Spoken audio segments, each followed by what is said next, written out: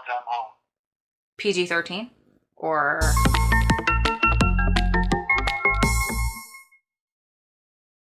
Hi guys, this is Ro. Welcome back to my channel. So I'm here with my usual video with Adam, my weekly video, and it's funny, he only had one phone call remaining till the 10th. Today I think is the 8th. I can't remember what day we're at. Oh wait, I have my phone.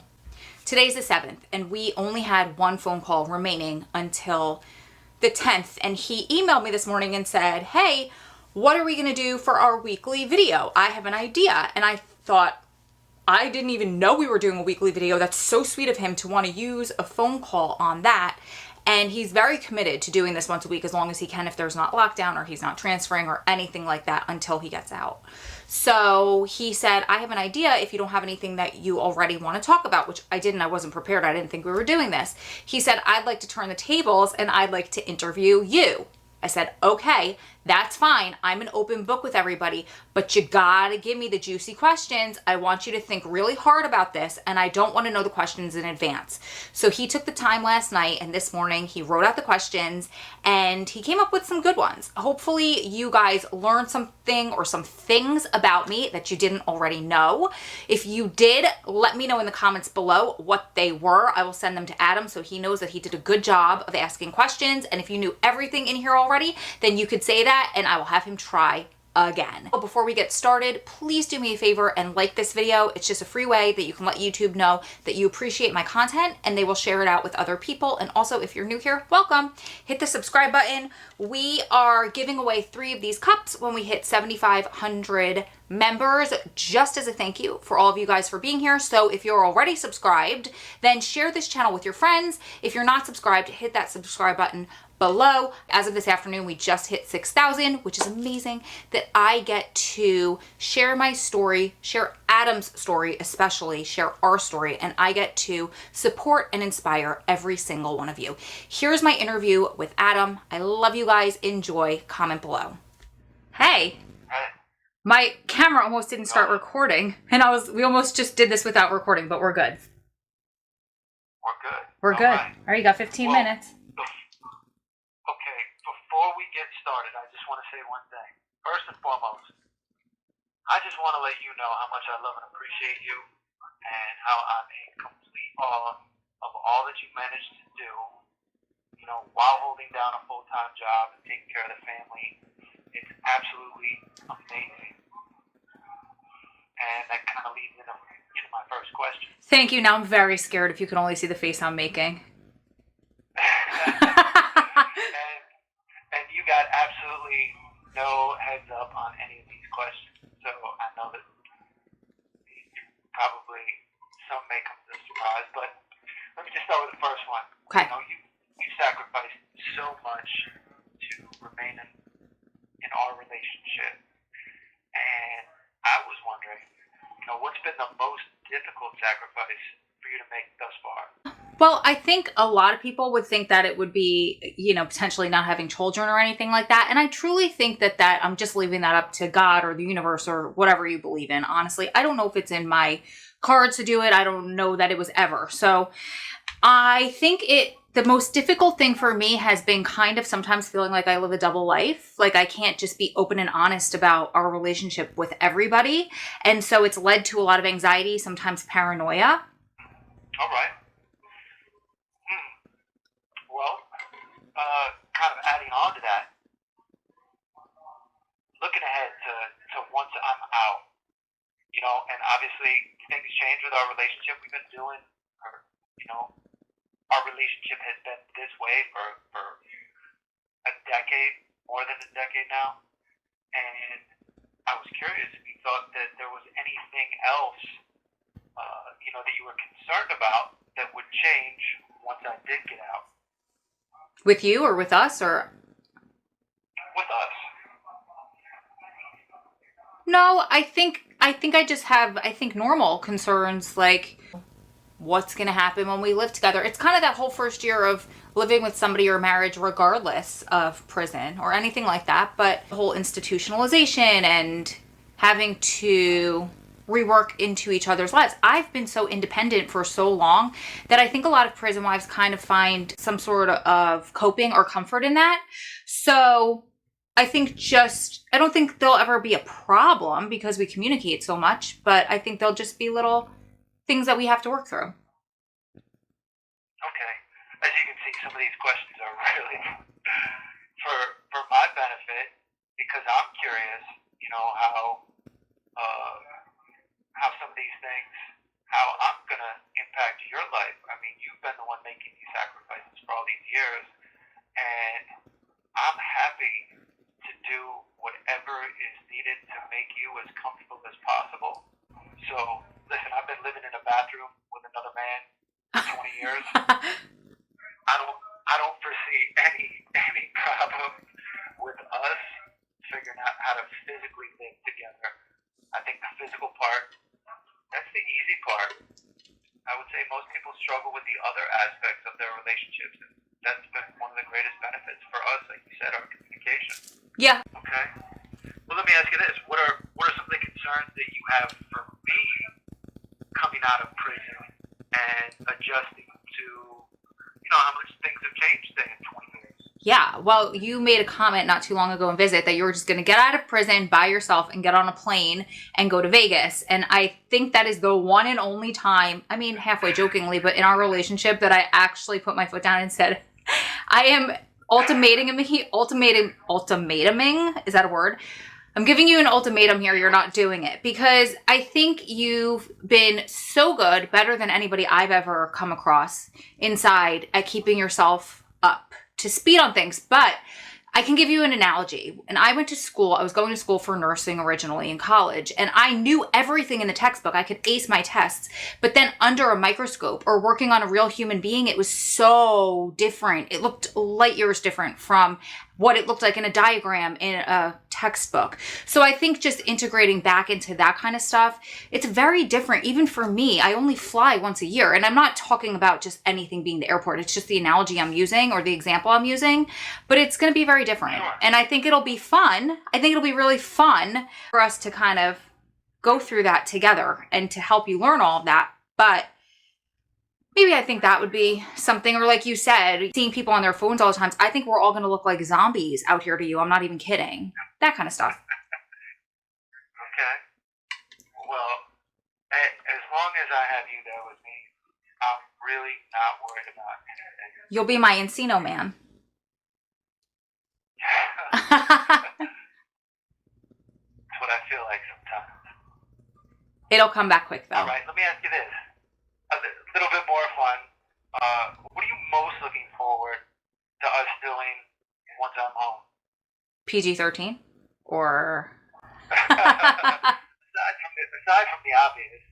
I think this is just where I think a lot of people can relate to this. Just normal stuff. Getting up, cooking, eating together, working out together, just normal couple stuff that neither of us have had for so long, that I think a lot of people in society that have been in relationships for a long time overlook, neglect, or even it kind of bothers them, where I think we'll have such a new appreciation for it.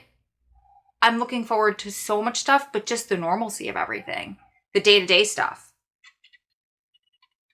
Well, it was interesting to hear you acknowledge that like the normal stuff that we intend to do together is all very intentional. I mean, you and I have had these conversations for the last few years, really.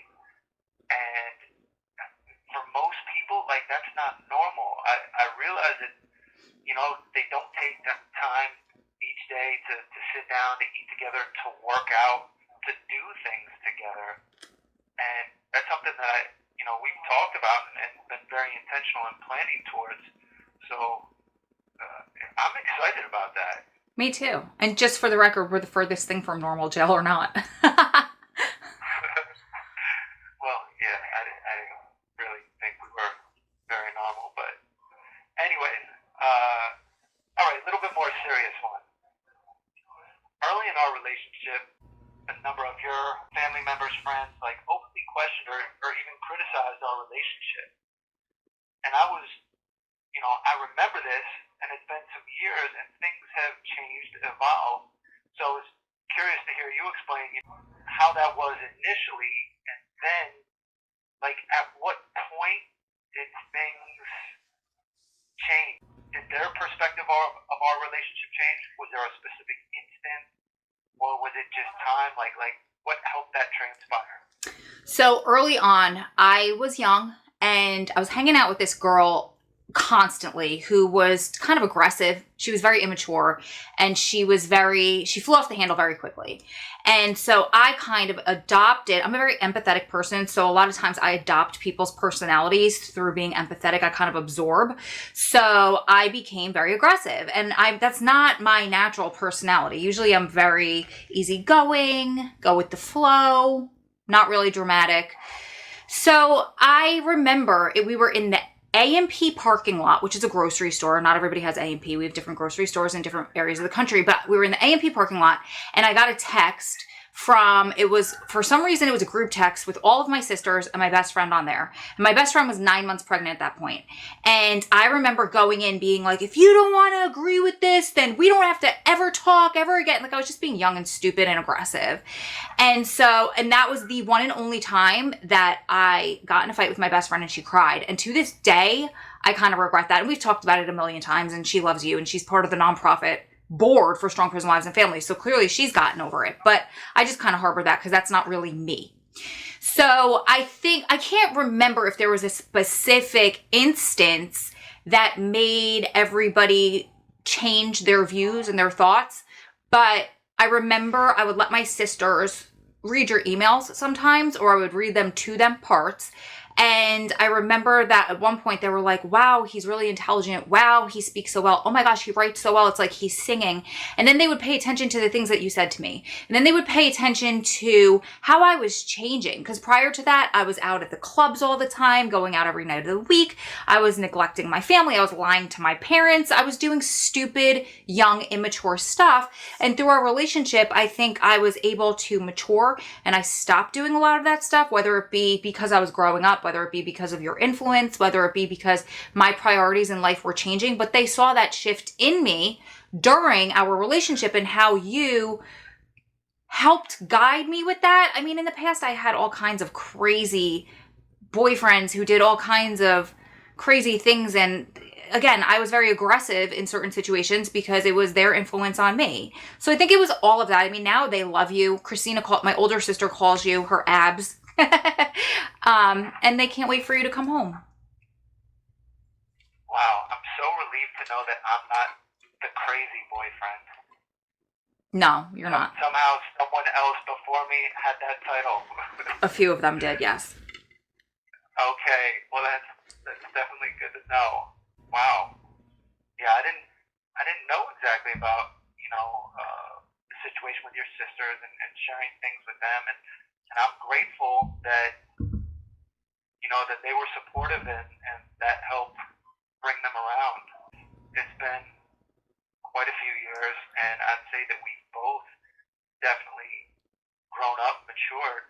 Yeah. There have been so many things you have helped me grow and inspired me to want to do more and to be better, and to know that maybe we inspired each other a little bit that way. I mean, I don't think there's much that can make me any happier than hearing that. Oh, yeah. Yeah, and I think that we say this a lot, and if you and I had gotten back together when I was in my early mid-20s, or even you were in your mid-late 20s, I think that, because I'm so much younger than you, I don't think that it would have worked. I think we were both too immature. I think we were on just very different time. I think we got back in touch when we needed to and when we were mature enough to handle it. Yeah, absolutely. Timing is definitely everything. Speaking of time, I see that we're getting towards the end here. So there's one question that kind of came to mind today, because I know that next month you're going to be presenting as a keynote speaker at a big conference out in Texas representing Strong Prison Wives and so many families. And this year's theme is breaking the stigma. And I know that you've been working on a presentation and given this topic a lot of thought.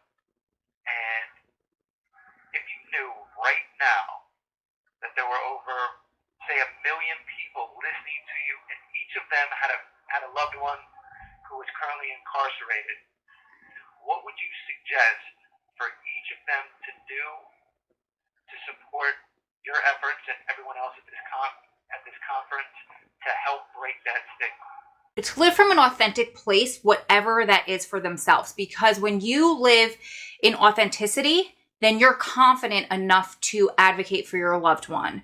So don't try to live in a way where you're trying to break the stigma or control somebody else's thoughts. I think the onus needs to come back on us, and we need to live in a way where we feel the most comfortable to help change the minds of other people through our actions and not trying to force it.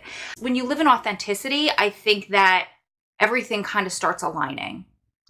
That makes sense. And if each of them wants to, if each of those 1 million people want to donate $1 to Strong Prison Wives and Families so I can keep this going, that would be very helpful as well. That would definitely be helpful. 15 minutes always goes by way too quick. I can't wait to do this again. Me too. I love you. I love you too. It's kind of hard to be in the hot seat, though. Now I know how you felt last time. It's nice to have the tables turned every once in a while. Uh-huh. I was like a little nervous. That was fun. I hate getting cut off. I hate it, but I always know it's coming with these videos, and that's okay. We'll just talk through as much as we can to give you guys as much content as we can on these videos. I have to head downstairs. I have my niece down there. My sister got into a bind, so I was actually supposed to do another interview after this. I had to cancel it because I don't want to leave my niece doing nothing but watching TV for 2 hours. That is not a fun auntie-date. So I'm going to run down there. We're going to go get some stuff at Walmart. I think she's gonna make some videos with me. She had some really cute ideas because we're gonna do some fun, spunky ones. We've had some real serious ones recently, so I want to have some fun, spunky ones for you guys. Watch out for those. Oh, and if you have any ideas, suggestions, questions, anything that you want me to do with Adam on our weekly call/video, just like this, let me know in the comments below. I was thinking maybe to do assumptions, your guys' assumptions about a lifer or about him or about me or about our relationship, because assumptions videos kind of go around YouTube. I was thinking of doing another Q&A. Whatever you guys want, let me know in the comments below if you have more questions for him. We will hit all of those because I know, well, I don't know everything about him, just like he doesn't know everything about me, as we are learning quickly.